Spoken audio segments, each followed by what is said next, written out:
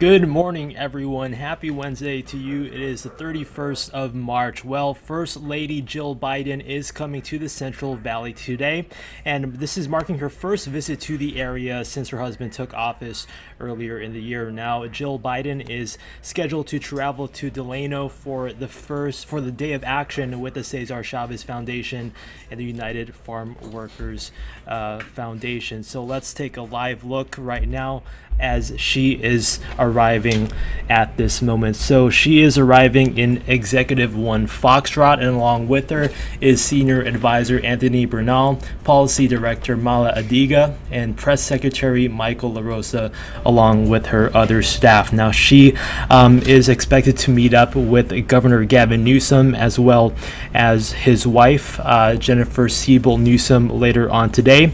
So the Day of Action is observed annually on March 31st, Cesar Chavez's birthday, and celebrates the legacy of the labor rights activists, as well as just highlighting the struggles of migrant farm workers over the years. Now, the event will take place at Delano's The 40 Acres, which is a permanent UFW headquarters, which is registered as a National Historic Landmark. Now, the 40 Acres site was named a National Historic Landmark back in 2011, and it became the headquarters for the United Farm Workers of America back in 1966. Now, our Liv Johnson spoke to the mayor of Delano yesterday ahead of the visit, but as you can see now, the First Lady is arriving on Executive 1 Foxtrot, and we are awaiting her arrival. Let's take a look at what the mayor of Delano said yesterday. Certainly be an event that will be remembered for quite some time. Brian Osorio, the mayor of Delano, is gearing up for a visit from First Lady Dr. Jill Biden as she meets with farm workers in the Central Valley to pay tribute to Cesar Chavez and deliver remarks regarding the effort to vaccinate that population. Farm workers don't just feed Delano, they don't just feed the Central Valley, but they feed the country. The First Lady will participate in a day of action at the 40 Acres, which is where Cesar Chavez held two of his three famous fasts when he drank only water for a month to send a message to farm workers that through persistence and sacrifice, they could build a union without the use of violence. It's a reminder of both the struggles and how far workers' rights have come, but it's also an opportunity to celebrate that legacy. 40 Acres is also where the County of Kern, in partnership with other organizations, has been holding vaccine clinics for farm workers every weekend in March. State Senator Melissa Hurtado says the First Lady traveling to 40 Acres shows how important it is to vaccinate farm workers. Vaccinating farm workers is a national security issue. We know that they are essential employees. They've been at the forefront providing food for us day in and day out. Just goes to show that they are important. Hurtado says Dr. Biden's visit will bring additional healing to a region that has been hit hard by the pandemic. Reporting in Fresno, I'm Liv Johnson, CBS 47 Eyewitness News. All right, our Liv Johnson with that report there. Well, as you can see here live, the First Lady just made her way into Meadows Field Airport, so we are waiting for her arrival in just a few moments. Here you see a view of Executive 1 Foxtrot at this moment, and she will hold an event shortly over in Delano to meet with the UFW farm workers, as it has become a recent vaccination site there as well.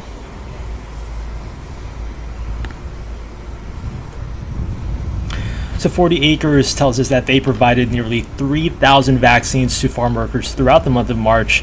And this is where Cesar Chavez held two of his three famous fasts, where he drank only water for about a month.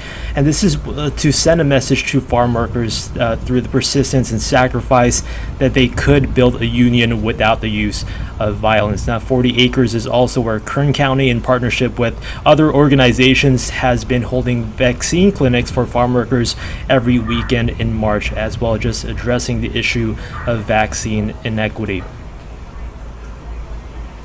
And just to give you a little history lesson here, so Cesar Chavez looked up and down California after losing their land back in Yuma, Arizona, where he was born. And as a migrant farmer, this was a time when they were discriminated against. So as you can imagine, after serving in the U.S. Navy, that's when he became involved in the community service organization, which was really significant at the time. So between 1962 and 1965, Chavez and a small group of fellow activists traveled throughout California's agricultural regions, talking to workers, helping them with problems, and identifying what they needed and what they wanted from an organization. So as you're seeing a live shot right here, this is the whole reason why Dr. Jill Biden, First Lady, is coming to the area today.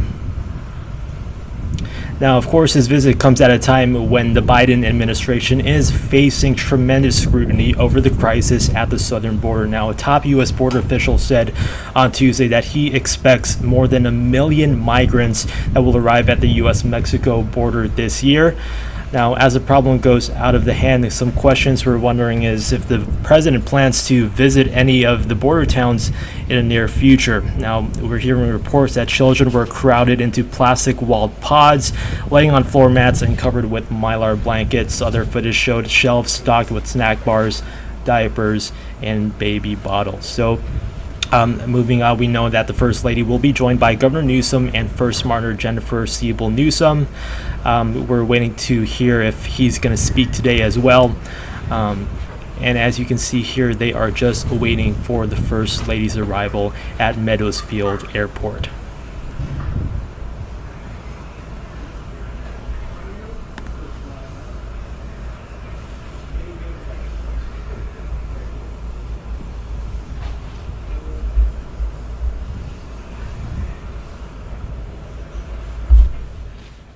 Now, other developing news today. So this comes at a time when we are awaiting President Biden's announcement where he is going to unveil his $2 trillion infrastructure plan today.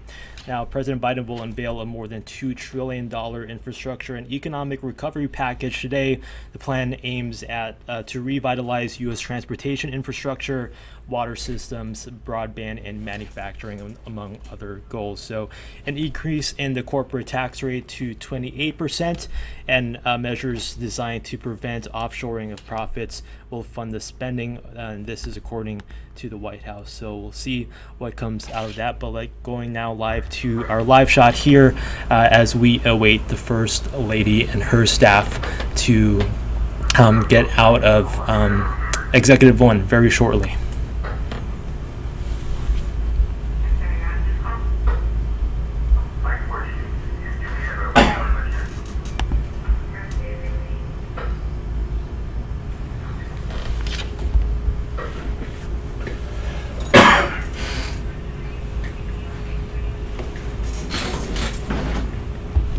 So as we await to see her come out of the plane, just to give you some idea of what the United Farm Workers have been involved in over the years.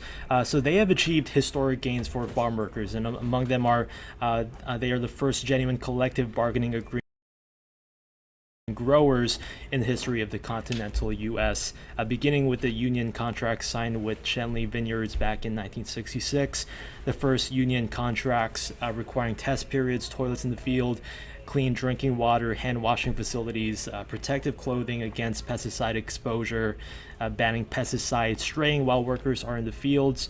It was the first union contracts eliminating farm labor contractors and guaranteeing farm workers seniority rights and job security. Now, this was a big part of Cesar Chavez's goal, is to just see what these migrant farm workers wanted as they try to address the needs of them, because as you know, at this time there was a lot of discrimination going on against them. And now they also worked on establishing the first comprehensive union health benefits for farm workers and their families throughout the UFW's Robert F. Kennedy Medical Plan.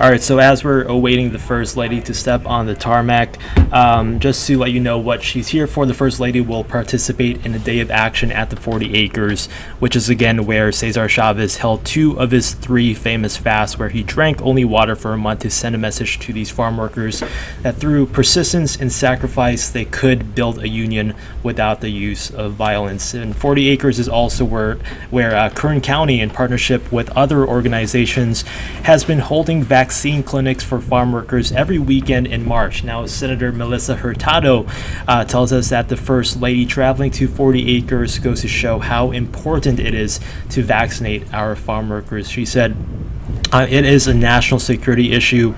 We know that they are essential employees, and they have been at the forefront, especially as they work to provide food for us day in and day out. And it just goes to show that they are important, according to what she told our reporters yesterday. Now, she also added that Dr. Biden's presence will bring additional healing to a region that has been hit hard by the pandemic. Of course, you may remember Governor Gavin Newsom made his way up and down the Central Valley, just addressing the importance of vaccinations and putting it into the arms of our farm workers, since they have been hit hard by the pandemic as well.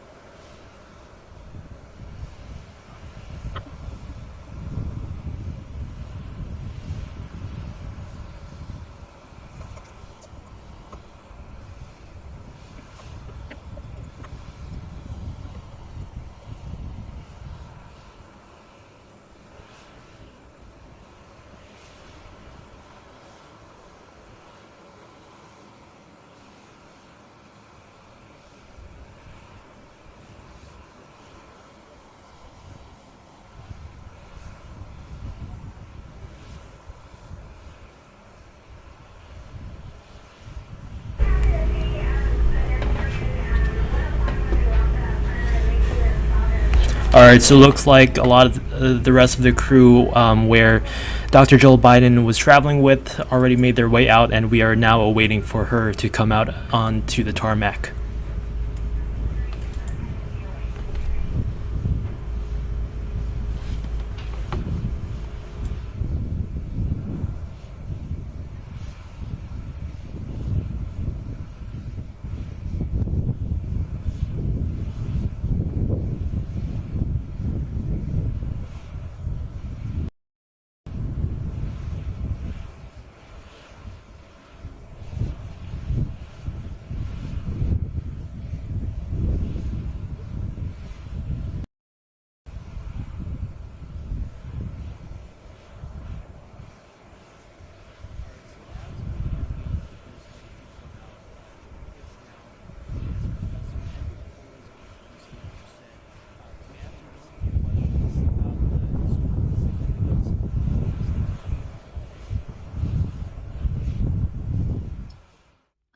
Hi, thank you for having me. All right, so Mr. Flores, Cesar Chavez leaves behind a legacy rooted in different strikes to grassroots efforts to raise awareness of these migrant farm workers. So, what were some of these examples?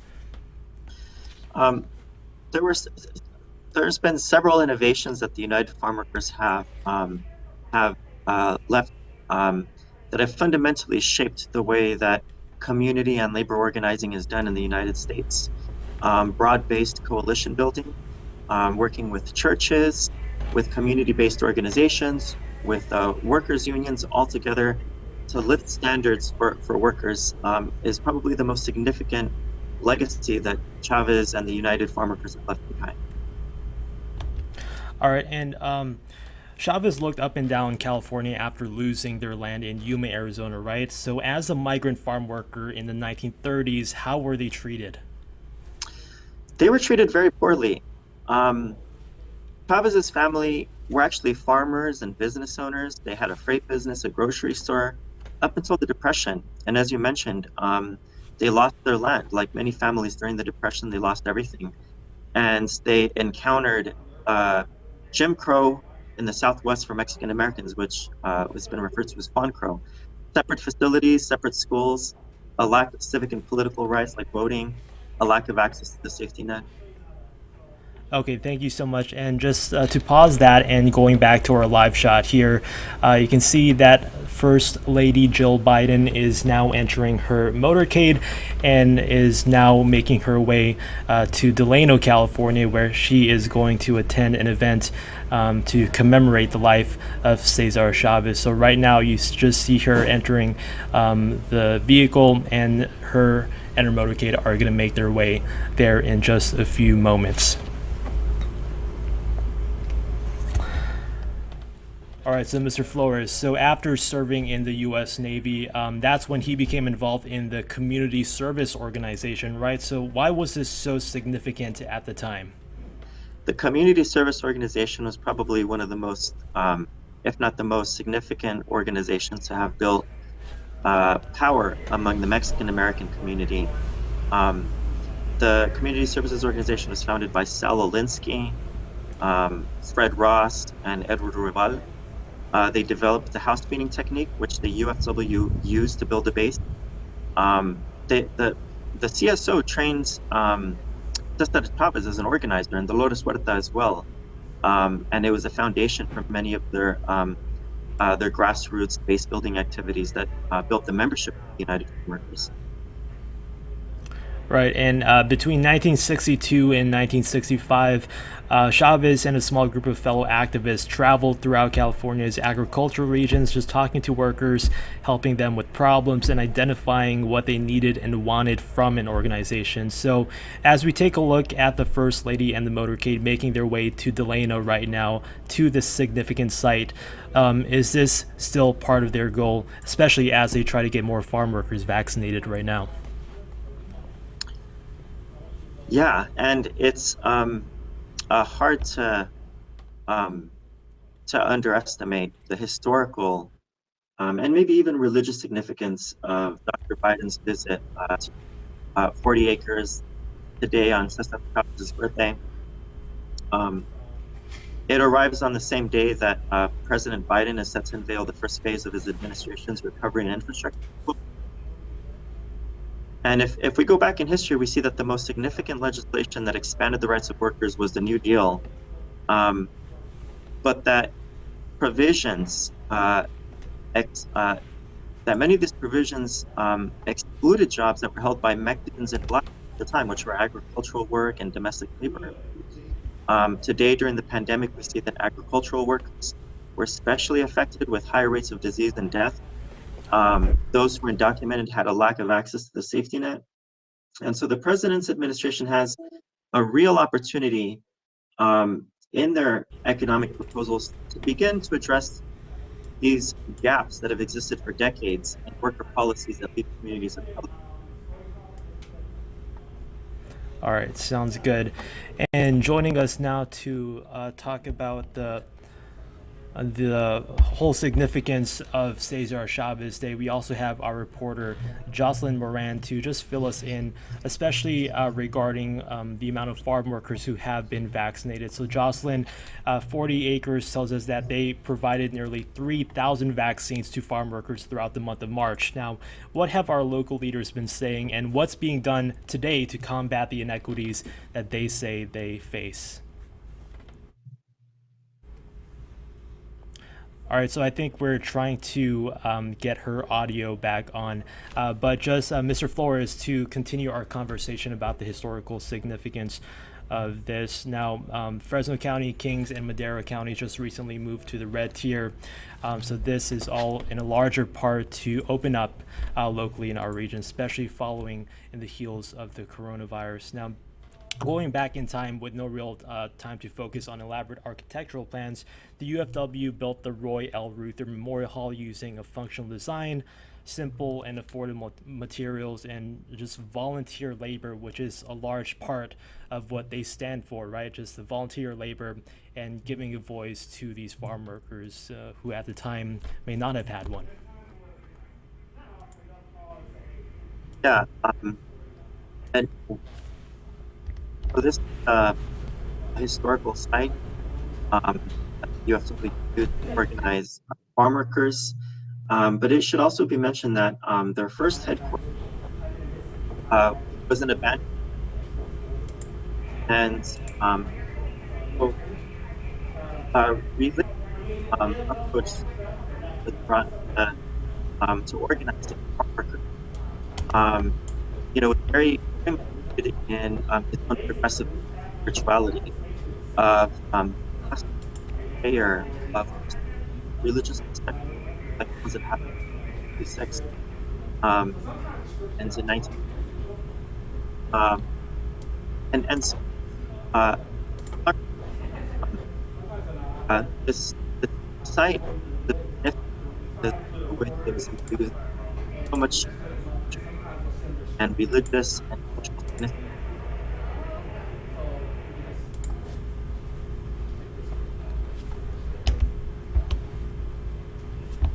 All right, thank you for that. And just taking a live look right now of where they are set to await First Lady Jill Biden's visit. You can see some people waiting on the lawn now as they await her arrival in about a half hour or so. So if you are just tuning in, good afternoon to you. Thank you so much for joining us on your Central Valley Live. Well, if you are just joining us at the top of the hour, the First Lady Jill Biden is coming to the Central Valley today. Now, she is expected to attend an event in just a few moments at the 40 Acres in Delano, California. Now, this is her first visit to the area since her husband took office earlier in the year. Now, Biden is scheduled to travel to Delano for the Day of Action with the Cesar Chavez Foundation, United Farm Workers Foundation as well. As we await her arrival, let's just take a look outside on our Skycam to give you an update on the weather and what you can expect if you are heading out to see this event. So high and dry is what we can expect for the next couple of days. Dry conditions and rising temperatures are in store for the next few days, with temperatures trending to well above seasonal averages. So following this, an approaching low pressure system will then drop temperatures through the weekend, with highs lowering to right around normal by Monday and then to below normal by Tuesday. So the low pressure system will also bring a slight chance of showers for the start of next week, mainly over the Sierra Nevada. So that is a look at your weather. And just going back to First Lady Jill Biden's visit to our area. So she again is making her way to Delano, California right now. As you saw a few moments ago, she just entered her motorcade and they are awaiting her arrival at the 40 acres site in Delano, California. Now the event will take place as the first permanent UFW headquarters, which is registered as a National Historic Landmark.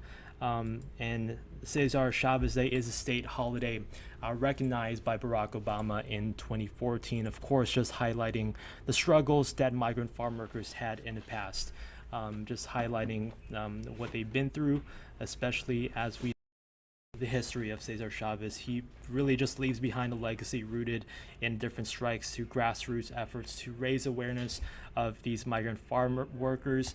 And our Liv Johnson spoke to the mayor of Delano yesterday to see what we can expect in her visit in just a few moments. It'll certainly be an event that will be remembered for quite some time. Brian Osorio, the mayor of Delano, is gearing up for a visit from First Lady Dr. Jill Biden as she meets with farm workers in the Central Valley to pay tribute to Cesar Chavez and deliver remarks regarding the effort to vaccinate that population.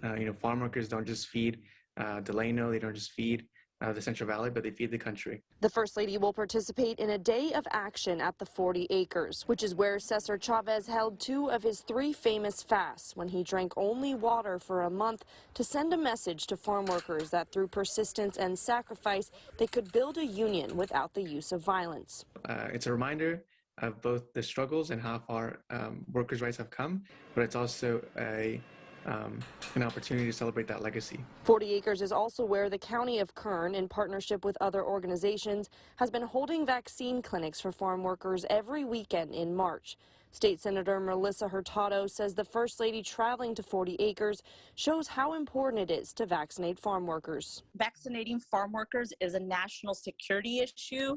We know that they are essential employees. They've been at the forefront providing food for us day in and day out.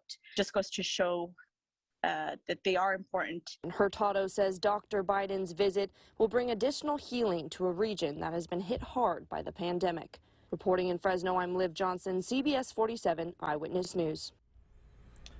All right, Liv, thank you so much for that. So, like I mentioned, we are just waiting for First Lady Jill Biden to arrive at the site she is going to attend for the Cesar Chavez Day. Now, she arrived in Executive 1 in just a few moments ago. Now, if the president's family members are aboard but not the president himself, the flight can, at the discretion of the White House staff or Secret Service, use the call sign Executive 1, which Foxtrot, which is the aircraft she arrived in just a few moments ago at Meadows Field Airport in Bakersfield. So the day of action is observed annually on this day, March 31st, which is Cesar Chavez's birthday as well, and really just celebrates the legacy of the labor rights activists as well as highlighting the struggles of migrant farm workers over the years. So joining us now is our panel to discuss the significance of this day. So I think we have Jocelyn on the line and we are waiting to have her set up. So just to fill you in, 40 Acres tells us that they provided nearly 3,000 vaccines to farm workers throughout the month of March. So Jocelyn, if you're listening, what are local leaders been saying and what's being done today to combat the inequities that they face? Well, I want to make sure, Dave, can you hear me okay? Yes, I can. Great. Yeah, so obviously this is something that we've been talking about and reporting on, is the need to reach vaccine equity, especially when it comes to reaching vulnerable populations. And as we've talked about, farm workers, agricultural workers have been vulnerable throughout this pandemic. Now, also with this visit, Governor Newsom is supposed to be also joining the First Lady. And Governor Newsom was just in Kern County a couple of weeks ago, specifically in Arvin. And that's where he was announcing a set of initiatives to really ramp up vaccinations to get to this population. So here at the 40 Acres, now serving as a vaccination clinic as well, we were told that for the past couple of weekends, they've been administering around 1,000 to 1,500 doses every weekend. And today, the hope is that they'll be able to administer around 300 to 350 doses. But again, city leaders, local leaders throughout the Central Valley really pushing to get essential workers, farm workers vaccinated because they have been some of the most vulnerable throughout this pandemic. Right, and just recently, Fresno County, Kings County, Madera counties just recently moved to the red tier, right? So as restaurants start to allow more people in, of course, the ingredients that they rely on are largely sourced from our local farms. So I know you've covered the vaccination efforts on some of these farm workers. So what has their reaction been like as they get more people vaccinated who are involved in raising the food that we use all the time?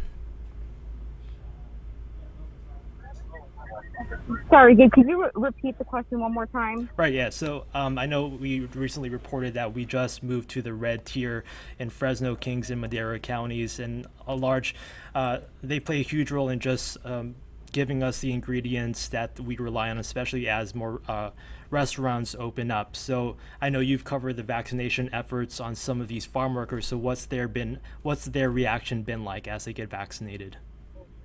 Yeah, we spoke with the mayor of Delano yesterday, and I spoke with him last night again, Brian Osorio, and he was really saying, he's volunteered at some of these vaccination clinics, specifically the vaccine clinics here at the 40 acres, and he said the demand is there. They have been building trust with these communities in the vaccine, and he has been seeing a large demand here, specifically in Delano and in Kern County. Now, also in Fresno County, it's the same thing. We've been, told when you're reaching out to these farm working communities, the demand is there, but obviously there is still vaccine hesitancy to really work through, and that's where really the community-based organizations have been coming in.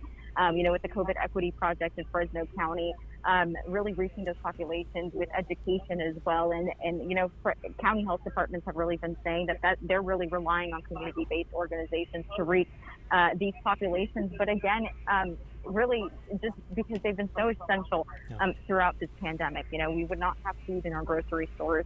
It's something we've continuously been hearing from Valley leaders, and so getting them vaccinated, also moving them to the front of the line has been something that has been pushed by Valley leaders really throughout the last couple of months. Yeah, and really just the significance of this day, you mentioned the community-based organizations, which Cesar Chavez really just laying the ground for, right? So Mr. Flores, just going back to you, I know we touched on this a little bit, but Cesar Chavez leaves behind a legacy rooted in just different strikes to grassroots efforts to just raise awareness of these migrant farm workers. So just give us some of the examples of those kinds of efforts that he was involved in. So Chavez, his goal more than anything was to empower workers, and it was driven by religious conviction. I had mentioned Catholic social teachings figured very prominently in Chavez's civic work. Pope Leo the 13th encyclical Rerum Novarum, which modernized the church's stance towards social issues and advocated for worker empowerment, unions, and worker rights. The idea that Chavez was instrumental in raising awareness of the plight of farm workers was really only in service to efforts to empower them. When growers and the Valley refused to give them the right to vote for their own union representation, which was already allowed for all other workers in the United States, it was Chavez's fasting and pilgrimages that were really rooted in a progressive spirituality that inadvertently called attention to what the United Farm Worker movement was doing.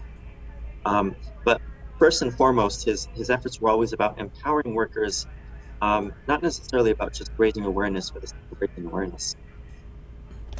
Right, and we also have our Adrian Thomas on the line as well. So Adrian, I just want to ask you, who are some of the political leaders that Dr. Jill Biden will be meeting with today?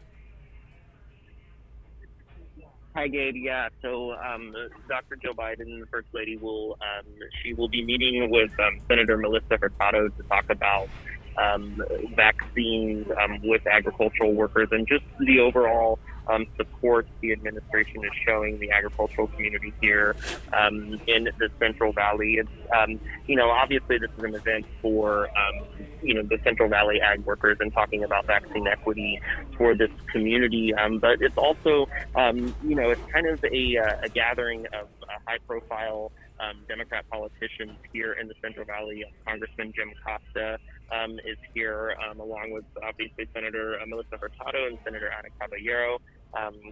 Governor Gavin Newsom will also be present as well. This is a totally separate story, but we know Governor Newsom is facing a very likely recall election in the very near future. So doing this event today with the First Lady definitely shows that, the Biden administration is in full support and, wants to show full unity with California Democrats. So that, could play in perhaps, as a benefit to Governor Gavin Newsom. But obviously, the main point of today's event is standing in solidarity with agricultural. Yeah, and also this visit comes at a time when the Biden administration is facing tremendous scrutiny over the crisis at the southern border, right? So a top U.S. border officials more than 1 million migrants that will arrive at the U.S.-Mexico border this year. So, Adrian, as the problem goes out of hand, do we know if the president plans to visit any of the border towns in the near future? We don't have any clear information on that yet, but what I can say is that the Biden administration is, as it's tackling, this issue at the border, there's also a big push for immigration reform, specifically Congressman Jim Costa in the Central Valley. He is a major proponent of the Dream and Promise Act of 2021, which that would grant permanent resident status to children who were brought to the U.S. undocumented. That would give them permanent legal resident status. So anyone brought to the U.S. before they were 18, or if they're enrolled in college. There's also the Farm Workforce Modernization Act of 2021, another major push by congressional Democrats to give permanent resident status to undocumented people who have been in the country for many years working in the agricultural field. Obviously, this would be a huge impact. This would bring a huge impact, to the Central Valley because of the thousands of ag workers, employed here in the different industries in the area. So, the Biden administration is definitely, has a lot on its hands to tackle on the southern border, but there's also a big push for immigration reform that would impact a lot of different people in the Central Valley. And Gabe, I don't know if you could still hear me, but if I could add just a little bit to that, because I think what Adrian touched on is really important, because, just being outside the 40 acres, we saw several people bringing signs and really just wanting to say this message. There are a lot of essential workers here in the Central Valley, and there are many who are undocumented. And so they were coming here, their message for the First Lady is, we need immigration reform. If we don't get citizenship, if we don't get residencies, at least give us a work permit, because, we've been in and out of work. He was one man was talking about how, in a couple of weeks, he'll be able to pick grapes, but throughout the pandemic, he's been jobless. He hasn't had a job. And so how that has affected him. And he was talking with us also just some of the struggles economically here as well. And so that's a big push that we've seen from the community here in Delano and in the Central Valley, just outside the 40 acres, are people who want to get that message to the First Lady. It's like, we really need immigration reform. We've been essential workers. We've showed that throughout the pandemic. And so that was really interesting to see just outside a couple of hours ago, a couple of people with some signs really trying to relay that message to the First Lady. Right, and it's just interesting to note that this is an issue spanning all the way south in our southern border, right? But this is also far-reaching into the Central Valley. So it's interesting to see this live shot here of the protesters as they await the arrival of Governor Gavin Newsom, as he also waits or faces a recall effort due to his leadership, and also awaiting the arrival of Dr. Jill Biden. Adrian, I also want to ask you, so like you mentioned, we know that the First Lady will be joined by Governor Newsom and First Partner Jennifer Siebel Newsom as well. Do we know if he's going to speak today? And from what you've gathered over covering his activities recently, is he using the Central Valley to just bolster up his image as he faces the reality of a recall election?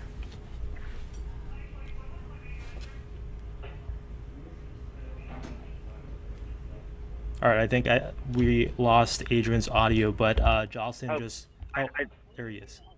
Sorry about that. Yeah. I was muted.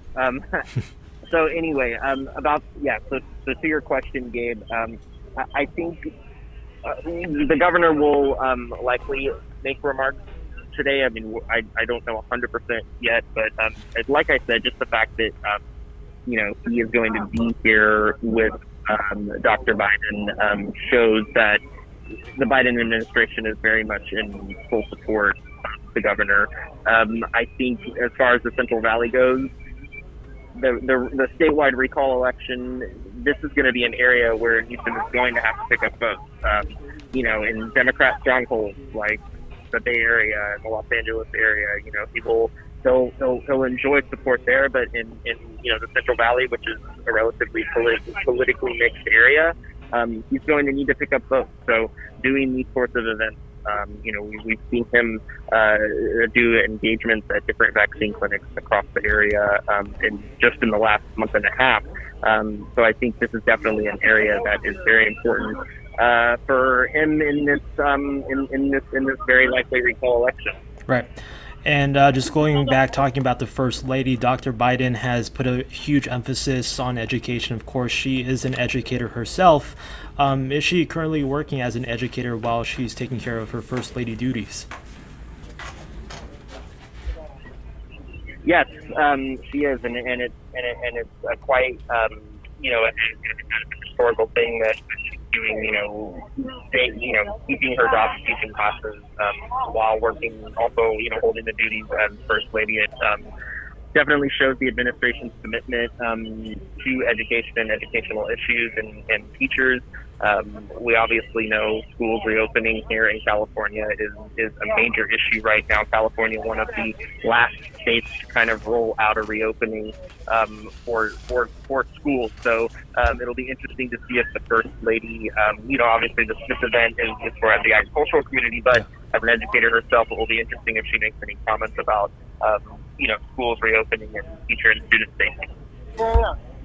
Yeah, and right now we're taking a live look at some of the protesters that you referred to earlier. I don't know if you passed through the area, but what has been their main message as you saw the signs up?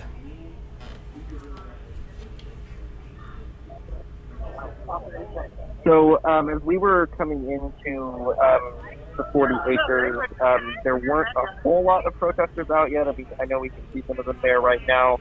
As far as the people protesting, to recall Governor Newsom, I mean, they're obviously unhappy with what they're saying. They're unhappy with the way he handled the pandemic and the different restrictions he's put on businesses. That's kind of been the overarching message, of the proponents of the recall effort. But like you said, there were, a couple people gathered outside here. Jocelyn, mentioned one gentleman who was really promoting immigration issues and talking about, his own experience, as an immigrant and the impact it had on his family. So I think, we could possibly see people from a lot of different walks of life today trying to get their message, not only to the First Lady, but, also to Governor Newsom to basically recall. So. All right, sounds good. And getting Jocelyn back on the line just to talk about the significance of Cesar Chavez, as well as Mr. Edward Flores with UC Merced. This really is about just honoring an icon in highlighting the efforts of migrant farm workers over the years, right? So, Mr. Flores, what is the significance of this day as we look back and take a look at the achievements by Cesar Chavez? Dr. Biden's visit to 40 acres on Cesar Chavez's birthday is historic because of the moment that it comes during the pandemic. The greatest changes that have happened that have improved the lives of workers have come during the greatest crises. So the New Deal is an example of this, which happened during the Great Depression. This year, we experienced a global economic and public health catastrophe that we hadn't experienced in about 100 years.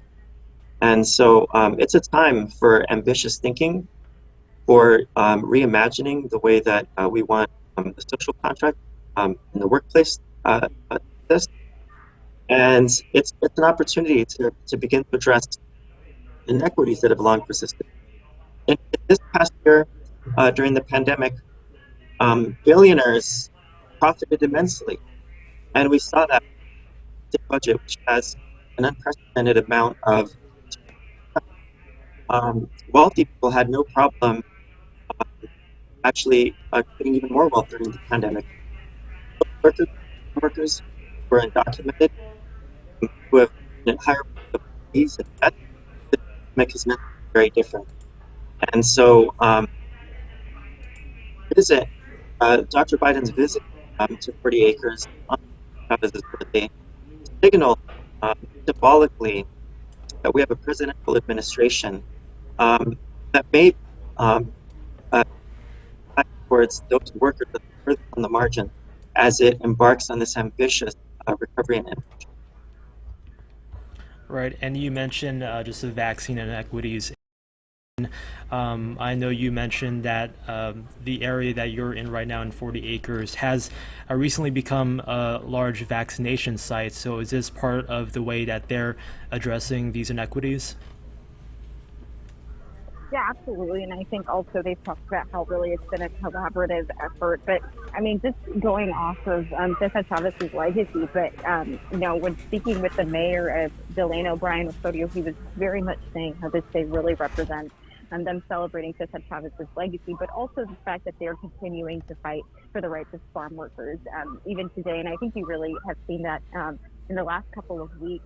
When it comes to vaccinations, because the push to vaccinate them, because they've been so essential throughout this pandemic. And I think, decades later, you're really seeing the importance of just farm workers and essential workers and how important they've been throughout this pandemic. They don't have the luxury of working from home, as we've heard many leaders say when they're talking about vaccinating them. So yes, this is definitely one of the sites that's trying to really reach that vaccine equity and really throughout the Central Valley.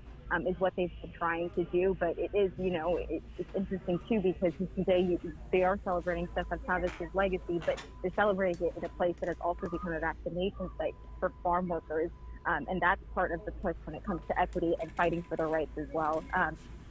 So, we're just waiting, I think, a couple minutes before Dr. Joe Biden arrives. Right, and it's just a huge symbolism, right, of the fact that the First Lady is choosing the site of the 40 acres to visit the first time that she's taking that position as First Lady to just address the situation there. Where you are right now, is there a line for farm workers to get vaccinated at the moment? Right now, I don't think we're inside the vaccination site. We're kind of outdoors. I think we showed some live video a while ago. We're kind of outside in a grassy area. Several people here. Adrian mentioned Congressman Jim Costa, State Senator Melissa Hurtado, but really just waiting outside. And but we have been reporting, as we've been reporting, just the fact that this is a vaccination site. She's expected to tour and also talk to agricultural workers who are getting vaccinated today. So we're really just waiting on her to arrive, and I think it might be soon.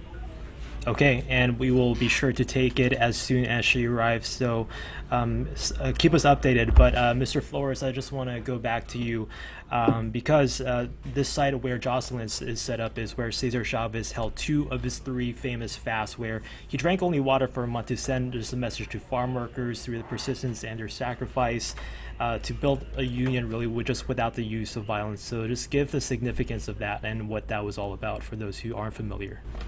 Sure. Early UFO information took a lot of defeat. There was violence at the line, and And so those farm workers, involved with the movement, to experience this was very settling. Some respect silence. One of was Cesar Chavez's to focus again on of the movement, which was to improve the working conditions of those workers in the margins. And it was then the sort of spiritual cleansing, and it was directed towards farmers. But spirituality, the type of that the fast itself as a way to extend healing has its roots in firmly. All right, Mr. Flores, I think you're cutting out, so we'll check back on you in a bit. But just bringing back Adrian to the conversation, right now we're taking a live look sort of nearby where you're staged. Do we know if this is the First Lady at all, or do we know when she's set to arrive? We were told, well, this could be her. We're not 100% sure Okay. yet. But we were told around this time. We did see some of the pool photographers leave the press area, so people are definitely preparing for her arrival. Not 100% sure if the two cars you see in the shot, if she's in there or not, but they should be momentarily. Her arrival should be momentarily, and as we talk more just about the significance of this visit, the last time a First Lady was in the Central Valley, Michelle Obama gave the commencement address that you see Merced in 2009. So it's been over a decade since the First Lady has been to this area. So it's certainly communities all across the valley, will have their eyes on Dr. Jill Biden today and what she says and just any sort of and then the support that she is showing to the farm and agricultural community through this Cesar Chavez Day event. All right, and as she takes the podium in just a few moments, do you know some of the talking points she's expected to discuss and what she hopes to address as she speaks?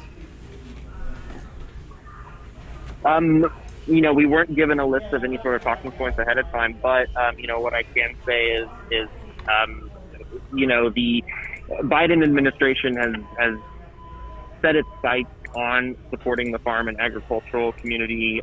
We mentioned earlier the Farm Workforce Modernization Act of 2021, which would give permanent resident status to thousands of farm and agricultural workers across the country, many of whom who have been here for decades. So it provides a path to a permanent residency for thousands of workers. So that could be something the first lady talks about, but it's typically First Ladies, they don't get too involved with the legislative process, obviously, but I think her coming to 40 acres on this Cesar Chavez Day and showing support for the farm and agricultural community certainly acts as a supplement to this push by congressional Democrats to get this legislation through of the Farm Workforce Modernization Act, to provide legal resident status to these individuals. Yeah, and I don't know if you're seeing this picture right here, so I think she is now arriving very soon. I think that is her motorcade as they are making their way to Delano, California at the 40-acre site, right? So we know that when she did arrive in Executive 1, she was accompanied with her senior advisor, Anthony Bernal, Policy Director, Mala Adiga, Press Secretary, Michael LaRosa, and Trip Director, Jordan Montoya. But do we know when Governor Newsom will be arriving, or if he did already? We don't see Governor Newsom here just yet. I would imagine he might be in. We don't know. The governor is not on site yet, but it's a very likely possibility that he's also in the motorcade with the First Lady. But at the moment, the governor is not here. But I would imagine he would probably arrive around the same time. Okay, Sounds good, and we just have to see if he addresses the media, if he speaks at all during this whole event, and we'll see what's announced as they soon arrive to commemorate the history and the legacy of Cesar Chavez. As today is Cesar Chavez Day, it is also his birthday, and he did leave behind a lasting legacy, just considering the amount of time and what migrant farm workers have been through over the past years. Right now, you are at a very significant site where a large part of the history was taking place. So as we take a live look right now, you can see where they're at and just await what's going to happen in just a few moments. All right, and yeah, absolutely, yeah. I just wanted to mention that we're taking a live look right now. All eyes are kind of turned to the left right now as we're waiting to see who all gets out of the motorcade that just arrived. Okay, and where are you guys set up in reference to what we're looking at now? Well, I can take that one. Oh, there we see her. First Lady Jill Biden just making her way to our picture.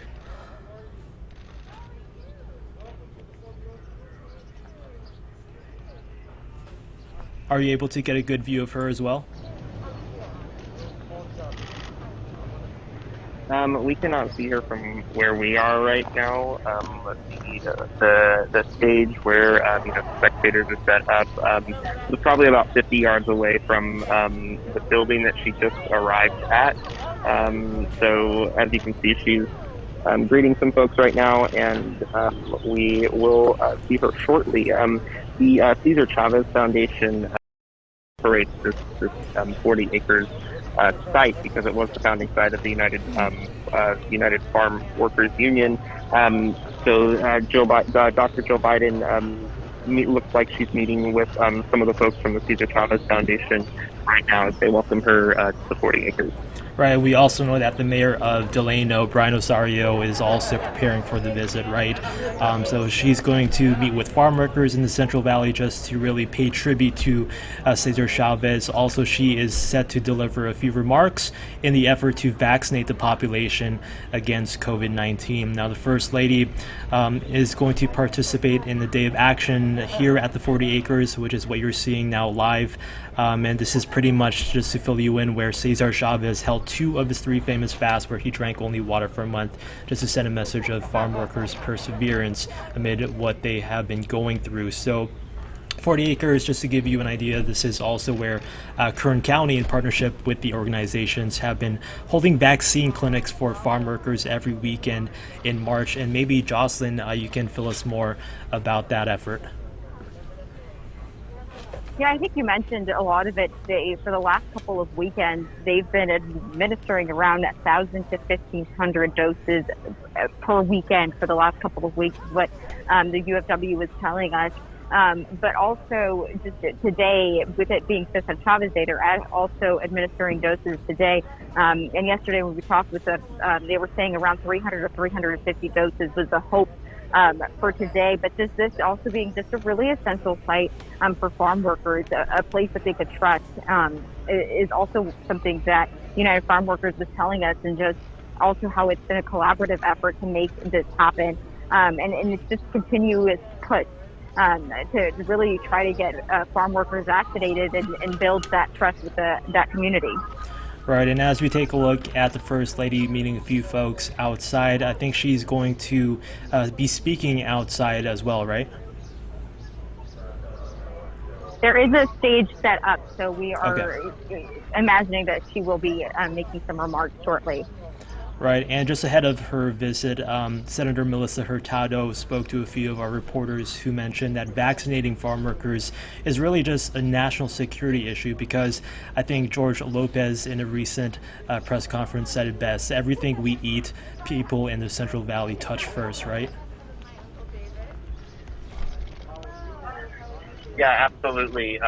That was, several weeks ago when George Lopez was here with Governor Newsom. That was one thing that he talked about was the food supply, not only to California but to the rest of the country, is so vital, and especially throughout the COVID-19 pandemic when so many industries have just been shaken to their core by the impact of the pandemic.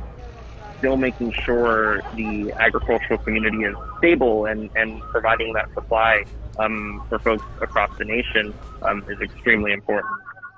Right. And Jocelyn, so just going off of that, Melissa Hurtado also said that Dr. Biden's presence will bring additional healing to a region that has been hit hard by the pandemic. Is this the feeling that you get as you have covered this issue for such a long time?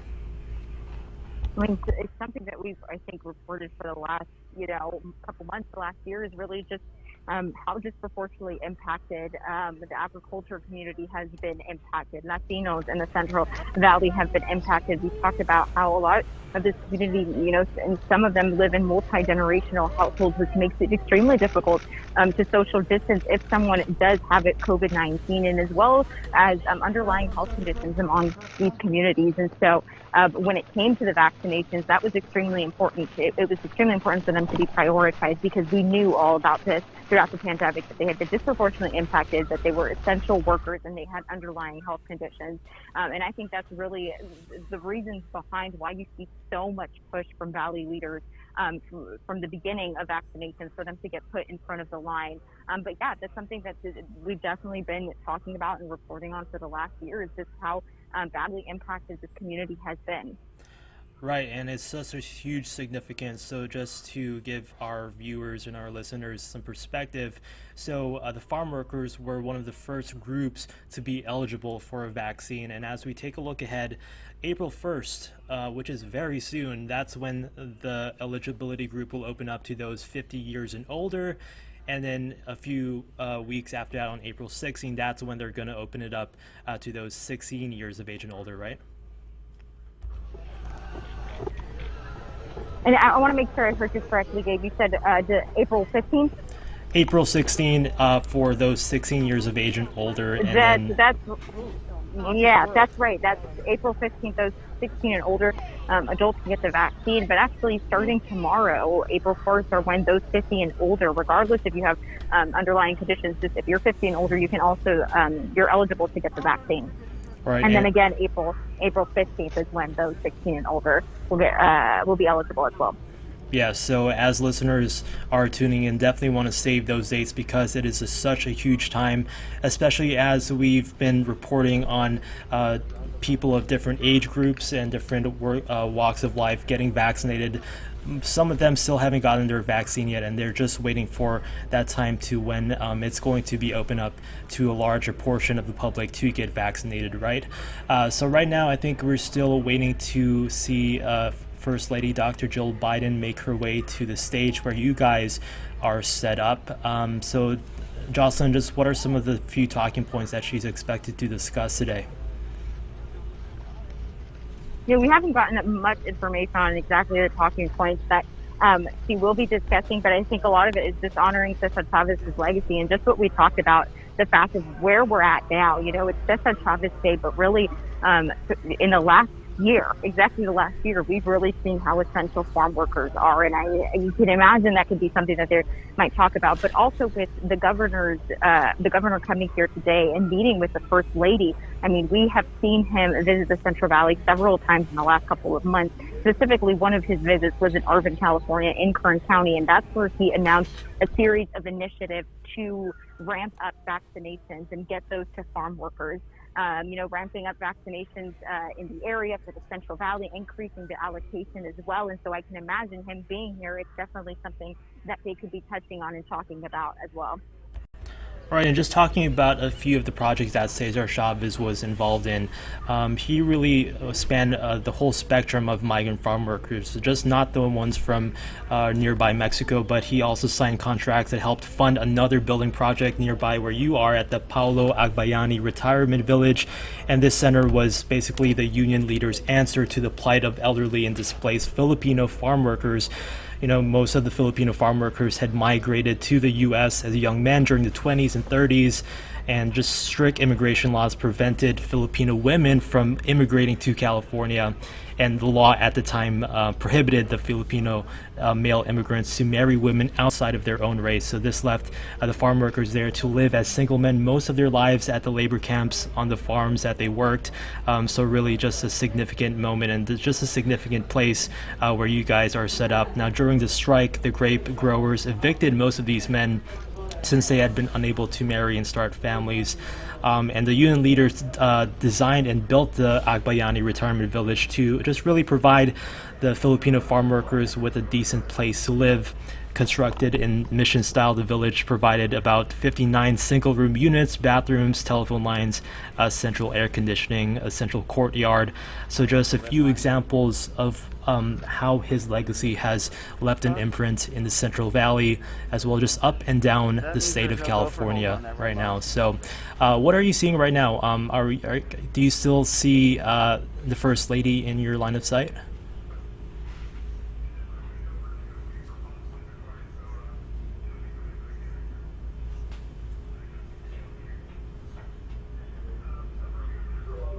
All right, I think as we're taking a live look of where they're setting up, I think they're situated a few feet from where we're looking at now. So we'll see and await the First Lady's comments in just a few moments. As we know, Governor Gavin Newsom is also in the area, so she is going to be meeting with the First Lady, and we'll see if he speaks at all at this significant event.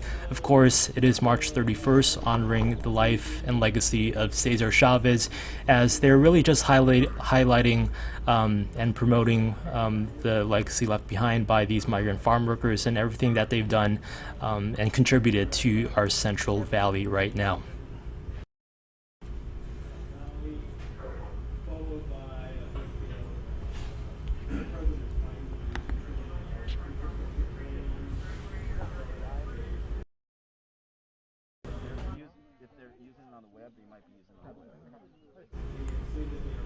All right, Adrian, are you still there? If you are, what are you looking at right now? Yes. Yeah.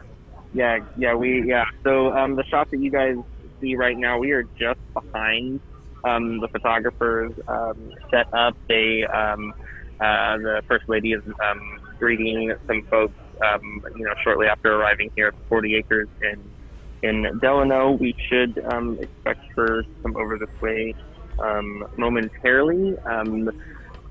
Still have not seen Governor Newsom, but like I said, I'm expecting that he was probably in the motorcade that we just saw come in, but we don't know that for sure yet.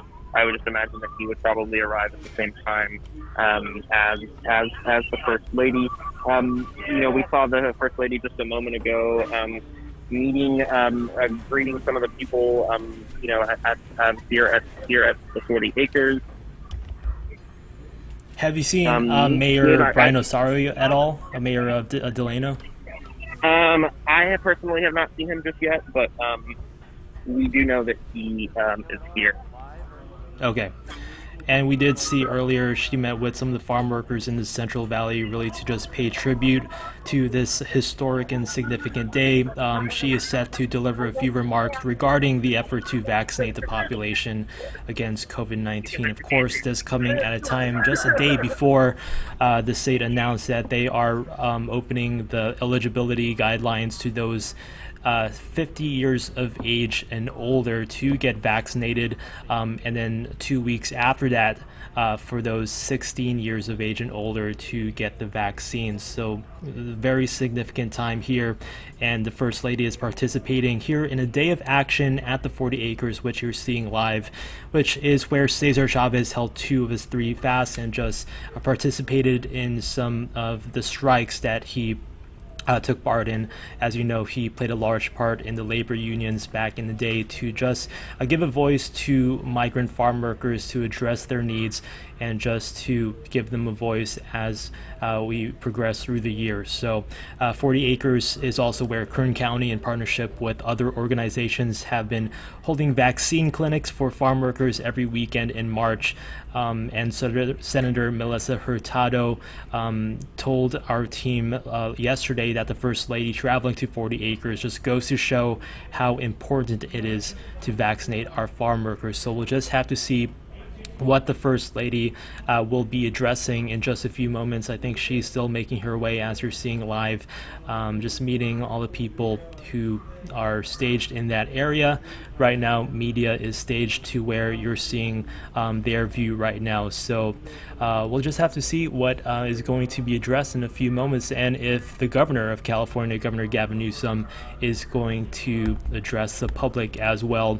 Of course, this comes at a time when he faces a very real effort in the recall efforts because, ironically, of his handling of the coronavirus pandemic.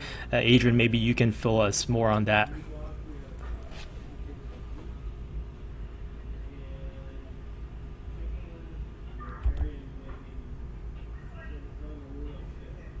All right, I think Adrian is still trying to hop on the line, so right now we'll just go back to this live shot right now as the First Lady is set to make her remarks in just a few moments. As you recall earlier, she made her way to Bakersfield. When they did arrive at the Meadowsfield Airport, she traveled along with Senior Advisor Anthony Bernal, Mala Adiga, who is the Policy Director, Michael LaRosa, who's their Press Secretary, and Jordan Montoya, who is the Trip Director, part of her staff there. So you can see them just meeting a few individuals right there in the building in your line of sight. So so he is, or the First Lady is going to speak in just a few moments regarding the effort to vaccinate the population against COVID-19. This comes at a time when Fresno County just recently moved down to the red tier, of course, meaning that more businesses are allowing more capacity indoors. And the First Lady is participating in Day of Action at the 40 Acres, which is, of course, where Cesar Chavez held most of his influential work. So just to get a better perspective of what we're expected to listen to, here's what we heard earlier from the mayor of Delano, Brian Osorio, yesterday. Certainly be an event that will be remembered for quite some time. Brian Osorio, the mayor of Delano, is gearing up for a visit from First Lady Dr. Jill Biden as she meets with farm workers in the Central Valley to pay tribute to Cesar Chavez and deliver remarks regarding the effort to vaccinate that population. Farm workers don't just feed Delano, they don't just feed the Central Valley, but they feed the country. The First Lady will participate in a day of action at the 40 Acres, which is where Cesar Chavez held 2 of his 3 famous fasts when he drank only water for a month to send a message to farm workers that through persistence and sacrifice, they could build a union without the use of violence. It's a reminder of both the struggles and how far workers' rights have come, but it's also an opportunity to celebrate that legacy. 40 Acres is also where the County of Kern, in partnership with other organizations, has been holding vaccine clinics for farm workers every weekend in March. State Senator Melissa Hurtado says the First Lady traveling to 40 Acres shows how important it is to vaccinate farm workers. Vaccinating farm workers is a national security issue. We know that they are essential employees. They've been at the forefront providing food for us day in and day out. Just goes to show that they are important. Hurtado says Dr. Biden's visit will bring additional healing to a region that has been hit hard by the pandemic. Reporting in Fresno, I'm Liv Johnson, CBS 47 Eyewitness News. All right, and just to give you some perspective as we take a live shot of 40 Acres, why this area is so significant and why, of all places, the First Lady would choose this area to visit as she makes her first visit to the Central Valley since becoming First Lady. Now, the United Farm Workers has achieved historical gains for farm workers. Now, just to give you some of the examples, they established the first comprehensive union health benefits for farm workers and their families through the UFW's Robert F. Kennedy Medical Plan. the first and only functioning pension plan for retired farm workers, which is called the Juan de la Cruz Pension Plan. They created the first functioning credit union for farm workers, the first union contracts regulating safety and sanitary conditions in farm labor camps, banning discrimination in employment and sexual harassment of women workers. And it was the first union contract providing for profit sharing and parental leave. They abolished the infamous short-handled hoe that crippled generations of farm workers and extending to farm workers state coverage under unemployment, disability, and workers' compensation, as well as amnesty rights for immigrants and public assistance for farm workers. So just a comprehensive list of issues targeting migrant farm workers and everything that they have been involved in. So this just goes to show why Dr. Jill Biden is making her way to the Central Valley right now, as we are awaiting her words in just a few moments. Again, the First Lady is participating in a day of action here at the site you see on your screen. 40 Acres is in Kern County in partnership with other organizations. They've been holding vaccine clinics for farm workers every weekend in March, just in a huge effort to get our farm workers vaccinated and to get a larger portion of the population vaccinated as well. And I'll check back with our crew on scene right now just to see what they're seeing from their end. All right, Jocelyn and Adrian, any updates on what you're seeing? Not much of an update. We are still waiting to really see the First Lady and make her way to the staging area where we're expecting her to make some remarks. But really, seeing the live pictures still, haven't seen her walk out and make her way to the staging area. So we're still awaiting and still haven't seen the governor as well. Now, how far are you from the site, which is now a vaccine site for these farm workers? Well, from what we've been told, the 40 Acres has been the site for the vaccination clinic. We're not exactly sure which part is where these vaccine clinics are, but we're really right in front of the staging area, kind of right in between where the First Lady arrived and where the staging area is. We're hoping that we can get a better look of her. We're kind of standing in a line and trying to wait when she does start walking to the staging area, so we can get a better when she's walking toward the area. All right, and any of you guys can chip in, but just as you were passing through, making your way, I know, Adrian, you made your way through Field Airport in Bakersfield to the site where you're staged at now. What has been the reaction? Have you seen a lot of protesters as you made your way there? We haven't seen we haven't seen many protesters at the moment, but we saw a couple, when we arrived a little earlier. But at the moment, we don't see any, like some perimeter of the event. Yeah, and speaking of protest, here on your screen is Governor Gavin Newsom. So are you able to see him from where you're at? Yes, the shot that you can see, we are right behind that photographer. Okay. We are seeing the governor arrive, and we can see the governor arriving along with the First Lady, and he will likely deliver remarks shortly.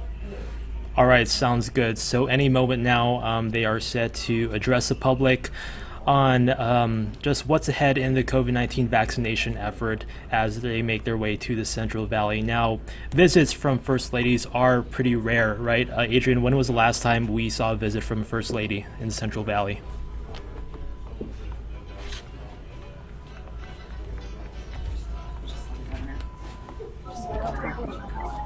Hey, Gabe, sorry, can you repeat that? Yeah, when was the last time a First Lady visited the Central Valley? Because I know it's a rare thing for us to see, right?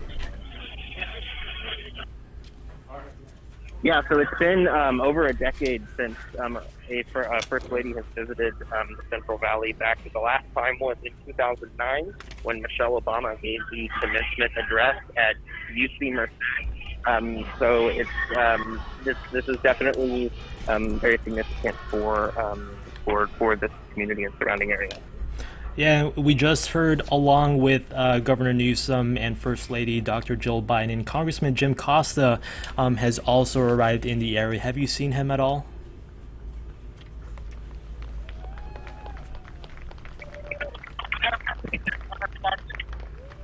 It looks like remarks are starting. Okay, for sure. Sounds good. So I'll check back in with you guys in a bit, and we'll just take a listen right now to their remarks. The United Farm Workers and the UFW Foundation, we want to thank you all for joining us today. We'd also like to acknowledge and thank our partners, the Latino COVID-19 Task Force, the County of Kern, and our good friends from Kern Medical Center. Thank you all very much for the important work that you've done. And of course, we also want to thank First Lady of the United States, Dr. Jill Biden, and Governor Newsom, and the first partner, Jennifer Siebel Newsom, for honoring us today on this special day here at the 40 Acres. For us, the 40 Acres is sacred ground. It was the first permanent home for the farm worker movement. It's where farm workers came to receive medical care in the 60s when there wasn't access. It's where grape growers came in 1970 to sign the first union contracts after a long and difficult 5-year strike and boycott. And it's where we built the first retirement home in the history of the United States for farm workers, for displaced Filipino farm workers, the Manangs, the Pablo Agbiani village.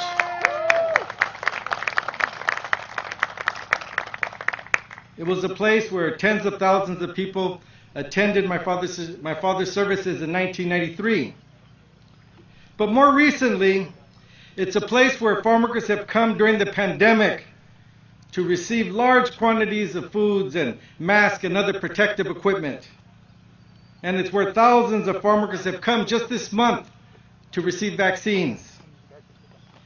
But also it was the scene of my father's first public fast of 25 days in 1968 to rededicate the movement to the principles of nonviolence. And at the end of that fast, he talked about dedicating ourselves in service to others when he said, "It is my deepest belief that only by giving our lives do we find life." And so what better way to honor his legacy and to keep it alive than by vaccinating farm workers who have been so disproportionately suffered at the hands of this pandemic, and do it here at the historic 40 Acres. You know, Governor, it would be a great place to have a signing event for AB 616, the farm worker voting fairness act. So, well done, Paul. Well done. Now it's my pleasure and privilege to introduce the Governor of the state of California, Gavin Newsom. Please welcome him. And thank Gavin.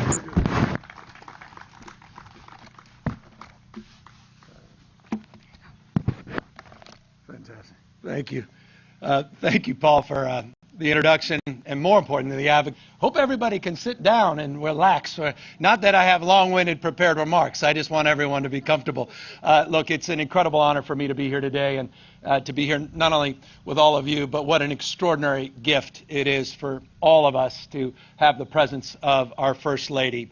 What an incredible partner she has been for this president. I was just telling the First Lady, I was watching just a moment ago the president give his speech about his infrastructure plan, and all I could think is, you'd like to think you have some ideas yourself, but I was out of ideas. Every single thing the president talked about was hand in glove with the values and the principles and the advocacy that define the best of California. And moreover, that plan has the back of the Central Valley.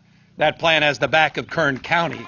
That plan has the back of farm workers and caregivers and child care workers. And I say all that to make this point, and it's an important point, to describe this moment as the fresh air of progress versus that stale air of normalcy that defined the last 4 years. No longer those headwinds, but real tailwinds of support and partnership with the state of California.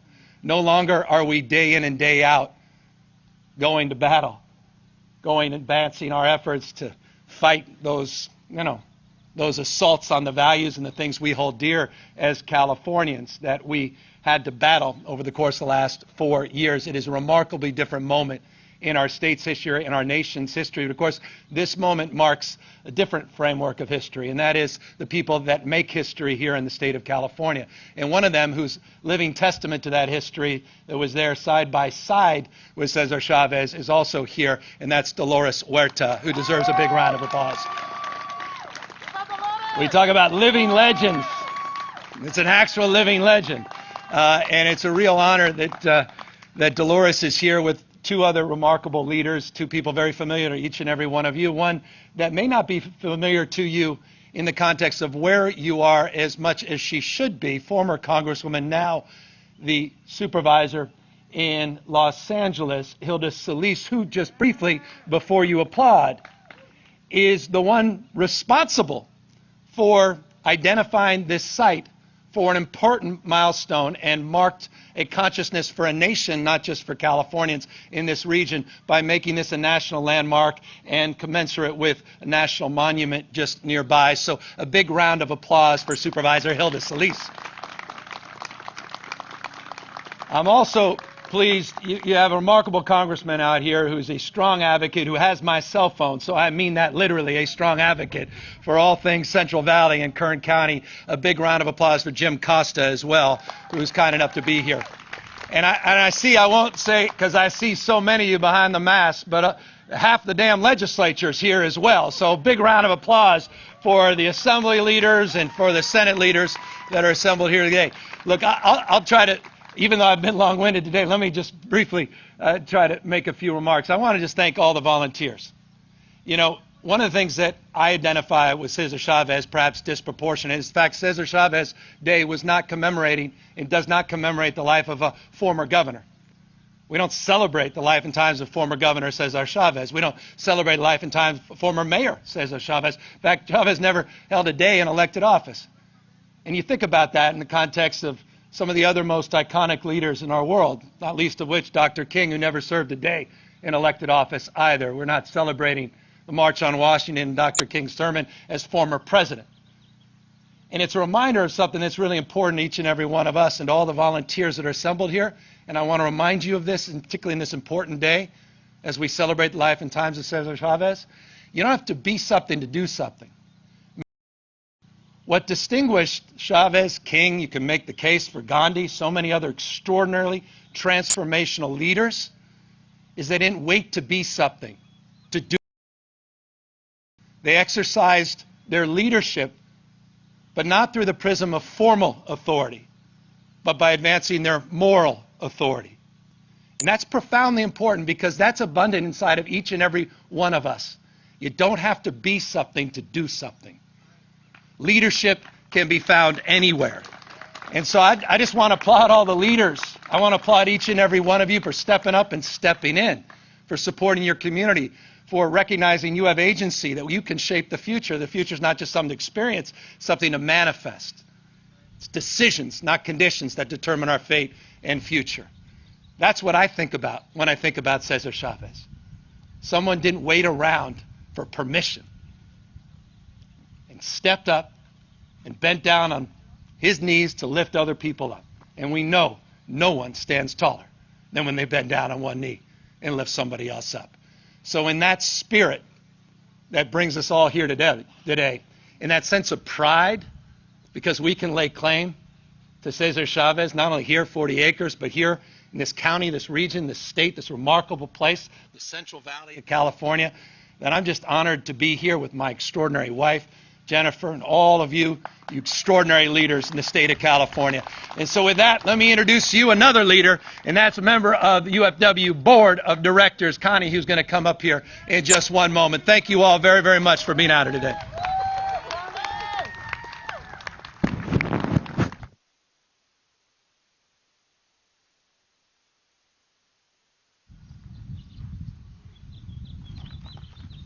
Good afternoon, everyone. My name is Connie Perez Andreessen, and as the governor mentioned, I am a board member with the United Farm Workers, and it is my distinct honor to introduce our next speaker.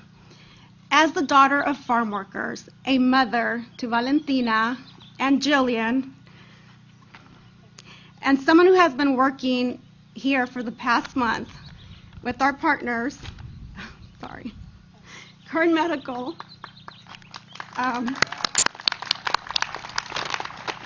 the County of Kern, the Cesar Chavez Foundation, the United Farm Workers Foundation. I'm sorry.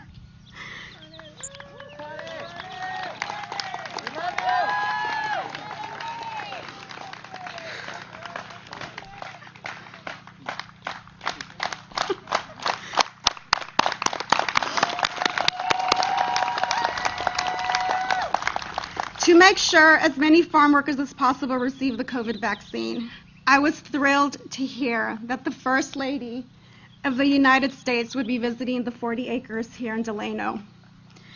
Cesar Chavez believed that farm workers who contribute so much to our country should be able to vote like everyone else, should have the right to freely associate and join an organization just like everyone else. That's why President Biden's support for the Farm Workforce Modernization Act that would allow farm workers who feed all of us to earn citizenship is so important.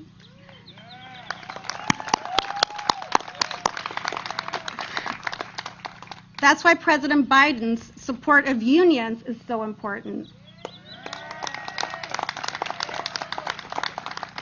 And that's why the work of the state legislators here today to make sure workers can vote in union elections like other Californians vote is so important. So thank you guys for that. Cesar also believed that education is the great equalizer, and he believed that education served a specific purpose. Cesar said, the end of all education should surely be service to others. Dr. Jill Biden, on a personal level, I want to thank you for using your education and service of working at Nova Community College and impacting many students like me. I am the product of a local community college. Many farm workers here in Delano look to Bakersfield College for their education. Please know that your work changes lives like mine. Dr. Biden, we welcome you to Kern County, to our UFW family, and to the 40 acres where Cesar Chavez envisioned a change for those without a voice. Just as he brought hope to so many, we look to the hope that President Biden and you are bringing to our nation as we all work towards building back America better. All of you have chosen to commemorate Cesar by being in service to others. So today we are one union. Compañeros, les presento a la primera dama. Colleagues, I present you the First Lady of the United States, Dr. Jill Biden.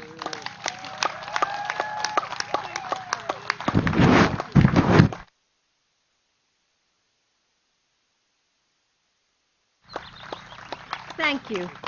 Thank you so much. So Connie, wow, I look forward to sharing your story with my students, you know, how community college can be just the beginning of a fulfilling career. And I was telling Connie I was actually grading papers on the plane here because I'll be in the classroom virtually tomorrow. So Connie, thank you for all your work, and look at what a great success you are. And to the Chavez family, thank you for your warm welcome. I met so many of you as I came in, and service like yours means sacrifices. And so thank you, and may your memories of Cesar today and always be your blessing. So buenas tardes. You know, Cesar Chavez is such an inspiration to so many of us, especially to my husband. In fact, when the president, Joe, was making selections for the Oval Office, he asked for a bust of Cesar to be placed next to his desk as a reminder of the man and his work. And in his proclamation for Cesar Chavez Day, the president wrote, he fasted, he marched, he organized, he stayed true to his convictions and brought hope to millions for whom hope often seemed too far away. So with hope in my heart, it's a great honor to be here with those to celebrate with those who knew and loved Cesar. And Dolores, once again, we're together. And Joe and I were so excited to celebrate your 90th birthday with you, even though we had to do it virtually. And you continue to be a courageous leader in this movement and through your example. You know, you call on all of us to keep working for change. And Supervisor Solis, our dear friend Hilda, you know, I'm so glad that you could join us in person, especially after all the virtual events we did together. And you continue to serve Los Angeles and all of California and our country faithfully. And the president and I are behind you today and always, but you know that. And Governor Newsom and Jennifer, you know, thank you for being here as well. You know, Gavin, from combating COVID and climate change and ensuring our essential workers and farm workers have the support that they need, thank you for all that you do. This year, Cesar Chavez Day falls halfway between Palm Sunday and Easter. And Holy Week reminds us to embrace hope, even in the depths of despair, and teaches us that with faith and love, all things are possible. For Cesar, faith and love were at the heart of his action. Hunger strikes, boycotts, the fight for civil rights. The United Farm Workers wasn't only fighting for better wages, it's always been a moral movement, one of justice and humanity for all, but especially for the agricultural workers who are mostly unseen.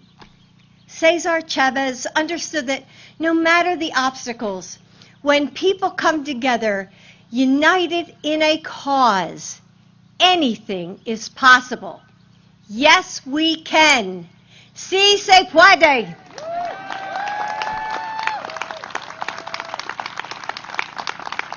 So over this last year of pandemic, we have faced so many unparalleled challenges, and they are still with us. But we've also been inspired by the kind of sacrifice and service to one another that Chavez believed could transform our country. As millions of Americans were isolated at home, we depended on those who kept going into work every single day. Without the farm workers who kept harvesting our food, or the factory workers who packaged it, or the grocery store clerks who stocked our shelves, hey, we wouldn't have made it through this year. Even in our darkest times, we can and we must find hope in each other. Today, the legacy of Cesar Chavez lives on in so many ways. Through the UFW, the Chavez Foundation, and the generations of activists who are moved to continue building a more just future for everyone. And through my husband, who began his political career inspired by the civil rights movement. As president, Joe is fighting for those who often go unseen. He believes that our work must be guided by justice and humanity. And that's exactly the kind of immigration policy he's working to build. One that treats children and families with dignity and creates fair pathways to citizenship, including essential workers.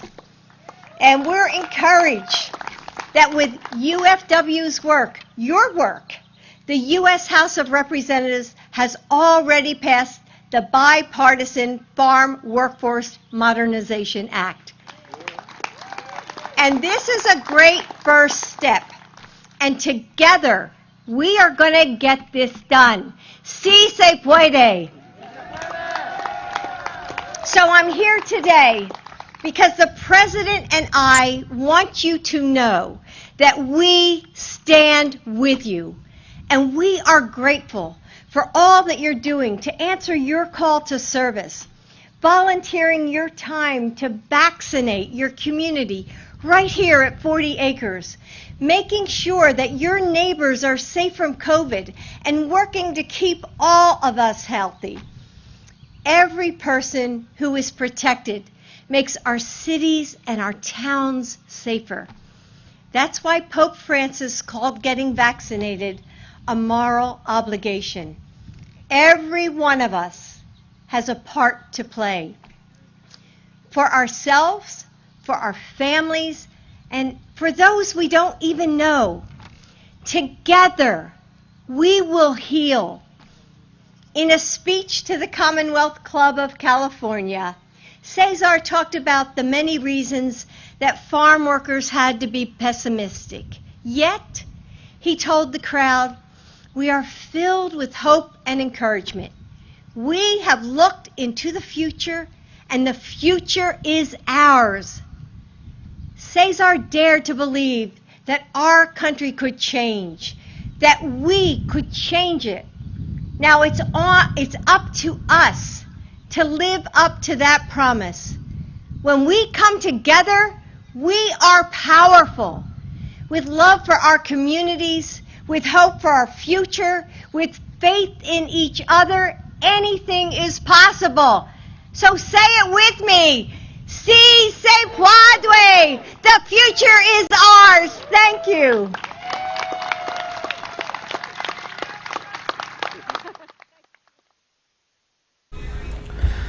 All right, there you go. First Lady Jill Biden delivering her remarks there. You heard Governor Gavin Newsom just speak about a support and partnership within the state of California, of course, referring to the efforts up and down the Central Valley to get our farm workers vaccinated. He also thanked all the volunteers that showed up. And he mentioned, just referring to Cesar Chavez, celebrating life, that he didn't want to be something, but he wanted to do something. And he really just rose in the midst, not through the prism of formal authority, but moral authority. And he also mentioned that leadership can be found anywhere. Dr. Jill Biden, when she was speaking, she was saying how faith and love was at the center of his actions. She talked about justice and humanities for all, especially with our agriculture workers who were largely unseen back then, and also in the years recently, which is why they put such a huge emphasis on getting our farm workers vaccinated. They were one of the first groups who were opened up and were eligible to get the vaccine.